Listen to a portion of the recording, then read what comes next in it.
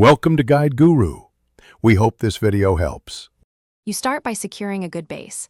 Put on a fitted petticoat or skirt and button a well-fitted blouse so nothing shifts. Once done, iron the net dupatta lightly so it falls clean and hold one end in your left hand.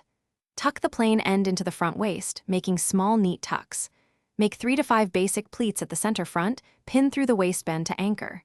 These first moves set your silhouette. Do them tight, not restrictive. Now you make the middle structure. Fold the remaining net into 5 to 7 even pleats about 2 centimeters each, so the palu reads crisp and structured.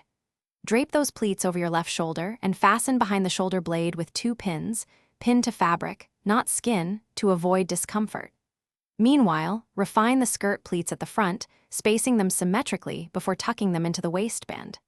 Make sure the net overlays the skirt smoothly. Adjust tension so the drape sits flat and balanced. Finish by setting the palu position.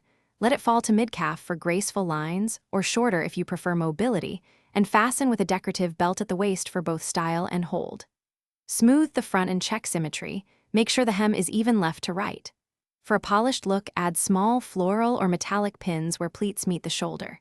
If the net slips, add 2 safety pins into folds or use an inner hook at the blouse seam. That simple fix prevents sagging. Thanks for watching. Consider subscribing if we helped you today.